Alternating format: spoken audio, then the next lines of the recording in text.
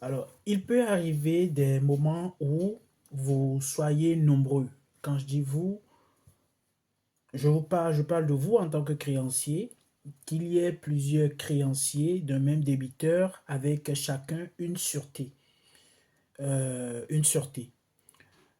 Et comme nous le savons, le patrimoine du débiteur est le bien commun des créanciers. Ceux-ci peuvent se saisir donc de ces biens pour se faire payer. Alors, quand vous êtes nombreux donc à être autour de ce patrimoine du débiteur, on est d'accord que des questions de préférence et de priorité vont se poser. Et donc, aujourd'hui, nous allons voir des mécanismes dont l'objectif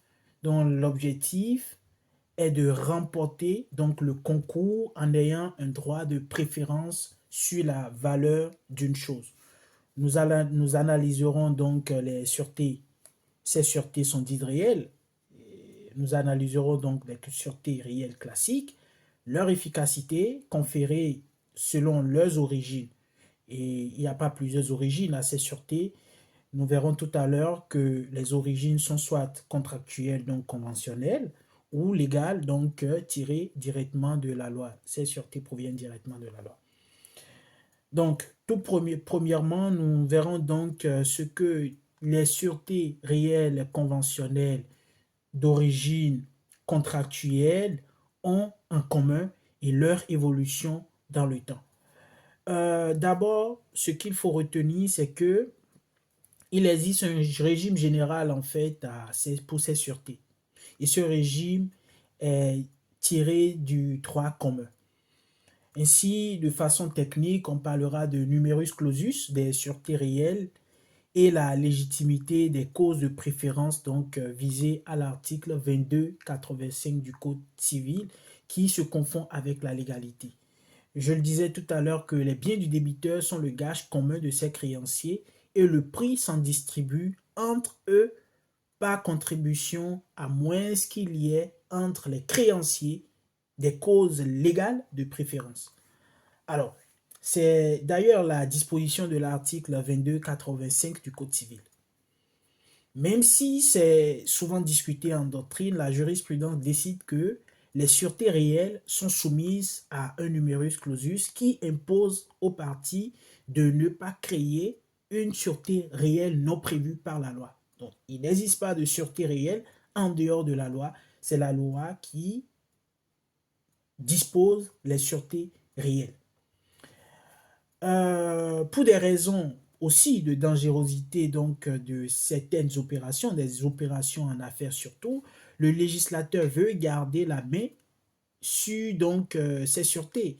Il ne faut pas que voilà chacun se lève et invente une sûreté et que l'autre se lève et invente aussi une sûreté. Comme ça, on aura du mal, vraiment du mal à cadrer hein, les sûretés, à les maîtriser. Et donc, les sûretés ont une origine légale. Pour des... euh, euh, euh, plus tard, nous verrons qu'il est également impossible de conférer conventionnellement un droit de préférence général sur tout le patrimoine à un créancier. C'est le principe de spécialité quant à l'assiette de la sûreté, c'est-à-dire qu'il faut identifier le bien grevé de la sûreté réelle. Aussi, il est impossible de constituer donc une sûreté réelle conventionnelle, c'est-à-dire une sûreté omnibus. Il faut donc déterminer la créance garantie et quelle sûreté est constituée pour garantir aussi. Il faut bien déterminer et bien définir tout ça.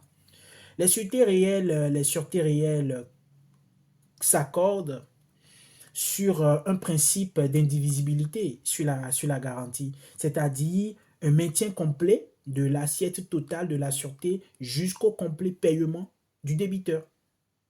Elles accordent un droit de suite aux créanciers, surtout les sûretés qui sont publiées sur un registre. Et également, les sûretés réelles conventionnelles classiques sont des sûretés solennelles.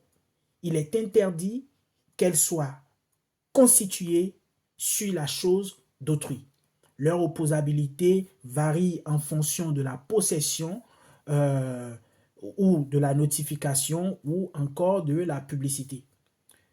Leur réalisation en cas de défaillance du débiteur se fait soit par invocation du droit de préférence en cas de concours entre créanciers, soit par attribution judiciaire de la propriété du bien grevé au créancier ou par pacte commissoire. Et ça, c'est conventionnel, ça se définit par les parties. Et ce qui confère en fait en réalité de façon conventionnelle la propriété du bien grevé au créancier.